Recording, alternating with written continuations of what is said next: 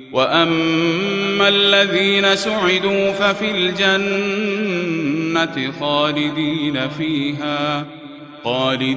فِيهَا مَا دَامَتِ السَّمَاوَاتُ وَالْأَرْضُ إِلَّا مَا شَاءَ رَبُّكَ عَطَاءً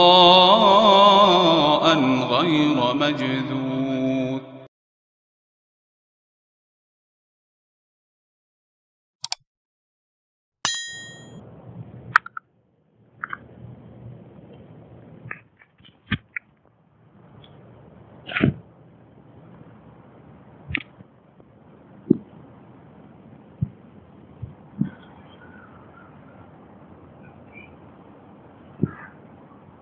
بسم اللہ الرحمن الرحیم نحمده ونصلی علی رسوله الکریم اما بعد قال اللہ تبارک وتعالی اعوذ باللہ من الشیطان الرجیم بسم اللہ الرحمن الرحیم یرید اللہ بکم اليسر ولا یرید بکم العسر ولتکملوا العدة ولتکبروا اللہ علی ما ہداکم ولعلکم تشکرون صدق اللہ مولانا العظیم. میرے بھائیوں، دوستوں، بزرگوں، رمضان کا مہینہ مکمل ہوا. اللہ تعالیٰ نے جن لوگوں کو عبادتوں کی توفیق عطا فرمائی انہوں نے ماشاءاللہ رمضان کو وصول کیا. کتنے ہی بندے اللہ کے وہ ہیں جن کی زندگیوں میں رمضان کی برکت سے انقلاب آیا. رمضان کے تقدس کا اندازہ اس سے ہوتا ہے کہ بہت سے لوگوں کی زندگیاں تبدیل ہو جاتی. رمضان سے پہلے ان کی زندگی کچھ تھی، لیکن ان کی زندگی میں رمضان آ گیا، انہوں نے کما حقہ وصول کرنے کی کوشش کی تو اللہ تعالیٰ نے ان کی زندگی میں ایسی برکت رکھ دی کہ اب یہ خالص دیندار شخص بن گیا. یہ تو مجھے اور آپ کو اس ماحول میں اندازہ نہیں ہوتا. بہت سے ایسے ماحول میں رہتے ہیں جہاں اللہ رسول کی بات ہفتوں میں ایک مرتبہ سننے کو نہیں ملتی. ایسے لوگوں کی زندگی میں جب تبدیلی آتی ہے تو وہ نمایاں ہوتی ہے کہ میں کہاں تھا اور کہاں پہنچ گیا. اللہ کا دیا ہوا ہر عمل اپنے اندر ایک تقدس اور پاکیزگی رکھتا ہے.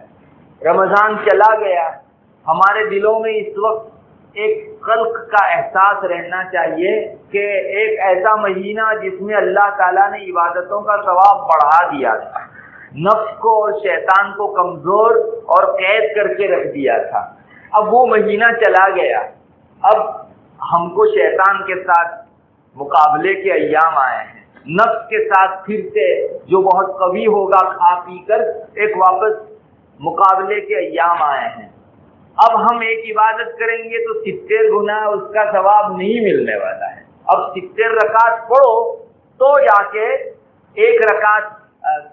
کے آپ کو 70 رکعت کا ثواب ملے گا. عام دنوں کے اندر آپ 1 رکعت پڑھو، رمضان کے دنوں میں تو 70 رکعت پڑھنے کا ثواب ملتا ہے.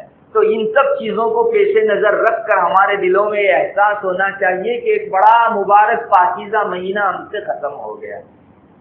ویسے یہ بھی ایک مطلوب چیز ہے، جیسے آدمی حج کرتا ہے اور حج مکمل ہونے کے بعد انسان جب اپنے گھر واپس آتا ہے تو ایک ادب یہ سکھلایا گیا ہے کہ انسان کعبۃ اللہ کی طرف رخ کر کے پچھلے پاؤں لوٹے، جس کو رجوع قہقرہ کہا جاتا ہے. فقہ کی کتابوں میں اس کا ذکر ملتا ہے کہ انسان جب حج کر کے واپس آ رہا ہو تو کعبہ کی طرف اس کا رخ ہو، وہ کعبہ کی طرف پوش کر کے چلتا نہ آوے بلکہ رک کر کے اس کے آنسو بہ رہے ہو اور وہ ایک بہت مقدس جگہ کو چھوڑ رہا ہے، اس کی حسرت دل کے اندر ہو. ایسی حالت میں وہ رخصت ہو کر آئے. اس کے برکات آئندہ جب وہ اپنے وطن لوٹے گا انشاءاللہ اس کو اپنی زندگی میں دیکھنے کو ملیں گے. یہی حال رمضان کا ہے. ایک مہینہ بہت اچھا رخصت ہو گیا تو ہمارے دل میں ایک قلق رہنا چاہیے کہ ہمارے معبود کی جو مسلادھار رحمتیں تھی، ہم کو اللہ نے جتنی توفیق دی ہم نے لوٹی، لیکن اب وہ ہم سے رخصت ہوا جا رہا ہے. تو انشاءاللہ اس سے اللہ کی معرفت بھی پیدا ہوگی، اللہ تعالیٰ کے ساتھ ایک انس بھی پیدا ہوگا. بہت سے بزرگوں نے اپنی پوری زندگی عبادتوں میں گزار دی اور جب زندگی سے وہ اس دنیا کی طرف جا رہے تھے، حضرت شیخ نے جو ہے واقعہ لکھا ہے، ایک بزرگ کی وفات ہو رہی تھی. وفات کے وقت وہ رونے لگے بہت زیادہ رو رہے تھے. کسی نے پوچھا کہ حضرت آپ نے تو اپنی عمر عبادت میں گزار دی ہے, آپ اس دنیا سے رخصت ہوتے وہ ڈر سے رو رہے ہو, کیا بات ہے, کیوں رو رہے ہو؟ تو انہوں نے فرمایا کہ میں کسی ڈر ور سے نہیں رو رہا ہوں. گرمی کے دنوں میں روزے رکھا کرتا تھا اور میرا گلا خشک ہو جاتا تھا. اس میں جب میں تھوک اتارتا تھا تو کانٹے چبھتے تھے. آپ نے بھی دیکھا ہوگا کبھی انسان دھوپ میں بہت نکلا ہو اور اس کا گلا خشک ہو گیا ہو, تھوک اتارنے جائے تو کچھ چوب رہا ہے کانٹے جیسا, اس طرح کا احساس ہوتا ہے. بزرگ فرماتے ہیں کہ میری عمر تھی تب میں یہ کام کر سکتا تھا, آج میں جا رہا ہوں وہ لذت کہاں پاؤں گا میرے رب کے خاطر بھوکا رہنے کی. میں اپنی رات بھر کی نیند قربان کرتا تھا, اللہ کے خاطر کھڑا ہوتا تھا, اور صبح ہوتے ہوتے میرے جی میں ایک خوشی ہوتی تھی کہ میرے رب کی کچھ خدمت کر سکا, اپنے آقا کی میں غلام ہو کر کچھ خدمت کر سکا. تو اب وہ ساری لذتیں اس دنیا سے رخصت کے بعد اب مجھے کہاں ملے گی؟ بس اس لذت کے اوپر جو ہے میں رو رہا ہوں. لوگوں نے اللہ سے بہت پیار کیا ہے اور اپنی بندگی کا ایسی حالت میں اظہار کیا ہے کہ ہمارے ذہن و دماغ میں بھی چیزیں نہیں آتی. ہمیں چاہیے کہ رمضان سے ہم کو ایسا انس ہو. جو آدمی رمضان کو رخصت کرتے وقت اس طرح کے احساسات رکھے گا, اللہ تعالیٰ انشاءاللہ اگلی رمضان تک اس کے برکتوں کو جو ہے لوٹاتے رہیں گے. اس لیے یہ موقع بڑے جذبات کو سنبھالنے کا بھی ہے. ایک جذبہ ہمارے دل میں یہ بھی رہنا چاہیے جس کو اللہ نے بطور خاص رمضان کے مکمل ہونے کے موقع پر مسلمانوں کو یاد دلایا. میں نے ابھی آپ کے سامنے آیت کریمہ تلاوت کی. اللہ فرماتا ہے پہلے رمضان کے روزوں کا ذکر آیا, اس کے بعد اللہ فرماتا ہے یرید اللہ بکم الیسر ولا یرید بکم العسر. بندو یہ مت سمجھنا کہ تم کو ایک مہینہ بھوکا رکھا, ایک مہینہ پیاسا رکھا تو اللہ تعالیٰ کو تمہیں دشواری میں ڈالنے کا کوئی ارادہ تھا, کوئی پریشان کرنے کا ارادہ تھا. اللہ کا معاملہ تمہارے ساتھ آسانی کا تھا. یہ کوئی دشواری نہیں ہے کہ آدمی بھوکا رہے پیاسا رہے, بلکہ اس کے بدلے میں ملنے والے انعامات کے مقابلے میں بھوکا پیاسا رہنا کوئی چیز نہیں. اللہ کو تمہارے بھوکا پیاسا رہنے کی ضرورت نہیں, مگر وہ تمہارے مقامات بلند کرنا چاہتا ہے, اپنے سے نزدیکی لانا چاہتا ہے, اپنا قرب عطا کرنا چاہتا ہے. اس وجہ سے تم سے روزے رکھوائے. چلو اب تمہارے دن پورے ہو گئے, وَلِتُكْمِلُوا الْعِدَّةَ, پورے دن تم نے مکمل کر دیے رمضان کے.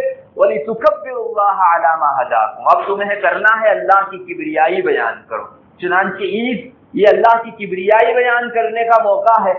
آپ جب عید کے لیے جاتے ہیں تو اس وقت عید الفطر کے اندر آہستہ آہستہ بلند آواز سے نہیں, وہی تکبیر پڑھتے ہوئے جاتے ہیں. تو یہ اللہ کی کبریائی بیان کرنے کا موقع ہے. اور ایک چیز اللہ نے یاد دلائی, وَلِتُكَبِّرُوا اللَّهَ عَلَى مَا هَدَاكُمْ وَلَعَلَّكُمْ تَشْكُرُونَ. اس چیز کو عام طور پر بھلا دیا جاتا ہے. ہمارے دل میں اس وقت شکر کا جذبہ ہونا چاہیے. اللہ تیری مخلوق بے شمار ہے دنیا کے اندر, انسان اتنے ہیں کہ گنے نہیں جا سکتے, لیکن ان تمام انسانوں میں سے تو نے چند کا انتخاب فرمایا جن کو اپنے روزے کی, اپنی تراویح کی, قرآن سے لگاؤ کی توفیق عطا فرمائی. الحمدللہ ان چند بندوں میں سے تو نے مجھے بھی منتخب کیا, تو اس پر تیرا شکر ہے. اور ہم امید رکھتے ہیں کہ آئندہ بھی تو ایسے مواقع ہم کو عطا فرماتا رہے. قرآن کریم کا اعلان ہے لئن شکرتم لازیدنکم ولئن کفرتم ان عذابی لشدید. اگر تم شکر گزاری کرو گے میں تمہاری نعمت میں اضافہ کروں گا. علماء نے لکھا ہے کہ اگر کسی انسان کو کسی چیز پر شکر گزاری کی توفیق ملتی ہے تو یوں سمجھو کہ اس آدمی کو اللہ تعالیٰ نے اپنا مقام قرب عطا فرما دیا. شکر ادا کرنا یہ اللہ کی ولایت کے مقامات میں سے ایک مقام ہے. بہت سے اللہ کے نیک بندے وہ ہیں جو مقام شکر پر فائز رہتے ہیں. ولایت کے بہت سے مقامات ہیں, ان میں بہت سے بندے مقام شکر پر فائز رہتے ہیں. جسے شکر کی توفیق ہو گئی سمجھو وہ ایک درجہ اللہ تعالیٰ سے قریب ہو گیا. تو ہمیں چاہیے کہ رمضان کے بعد ہم لوگ اللہ تعالیٰ کا اس پر مستقل شکر ادا کریں. یہ 20 رکعت تراویح کی جو توفیق ملی کم نہیں ہے. ایک مہینہ روزہ رکھا یہ کم چیز نہیں ہے. ان لوگوں سے پوچھو جو بڑی محنت کے بعد بھی نہیں رکھ سکے. ان لوگوں سے پوچھو جنہوں نے ٹھانا تھا کہ ہم اس رمضان میں کوئی تراویح نہیں چھوڑیں گے, لیکن پھر بھی ان کی تراویح مکمل نہیں ہو پائی. اللہ نے ہمیں توفیق دی, یہ شکر ادا کرنا چاہیے. اور शुक्र की एक अलामत उलमा ने ये भी लिखी है कि अगर इंसान को दूसरी मर्तबा उस अल्लाह की इबादत की तौफीक हो तो ये उसके शुक्रगुजारी की अलामत है। एक मर्तबा किसी शख्स ने हजरत हाजी इमदादुल्लाह मुहाजिर मक्की अलैहिर्रहमा को लिखा कि हजरत मैं अल्लाह अल्लाह करता हूँ, औराद और जिक्र करता हूँ, लेकिन मेरा जी ही नहीं लगता, तो मैं चाहता हूँ कि छोड़ दूँ। मेरे जी में बार बार आता है कि अल्लाह अल्लाह करना छोड़ दूँ। पता नहीं इतनी बेदिली के साथ पढ़ा हुआ अल्लाह के यहाँ कबूल भी है या नहीं।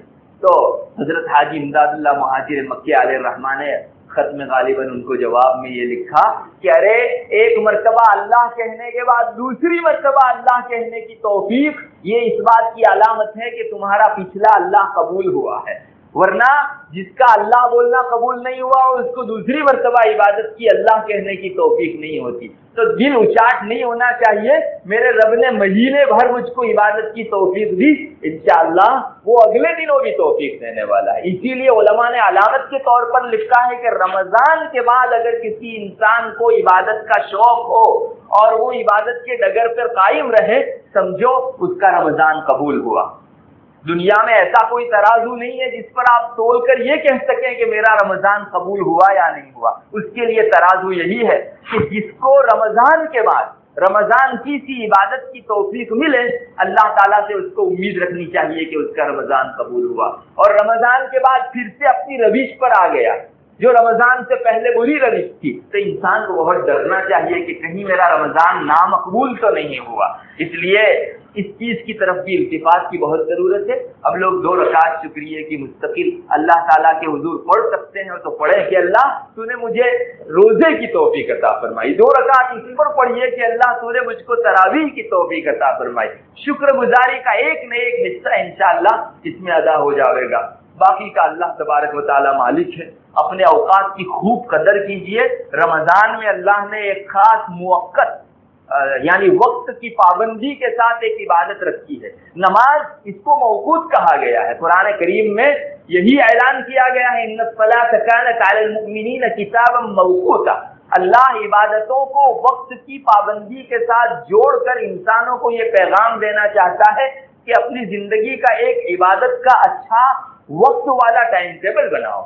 इंशाअल्लाह पहले से इंसान ने सोच रखा है कि इस वक्त में मुझको यही इबादत करनी है, इस वक्त में मुझको ये इबादत करनी है, अल्लाह का ये नेक काम करना है। आप देखिए आपकी तौफीक में इजाफा आप पाएंगे इंशाअल्लाह। वक्त पहले से अगर तय करके इंसान कोई अमल करना चाहे तो उसमें बरकत हुआ करती है। अल्लाह करे हम रमजान से पैगाम लेने वाले बने और रमजान की तकमील के बाद भी हम उन गुनाहों से जिनसे रमजान में बचते थे बचने वाले बने, उन इबादतों को करने वाले बने जो रमजान के अंदर पाबंदी के साथ हम लोग किया करते थे। अल्लाह ताला हमारे रमजान को कबूल फरमावे। व आखिर दावाना अल्हम्दुलिल्लाह।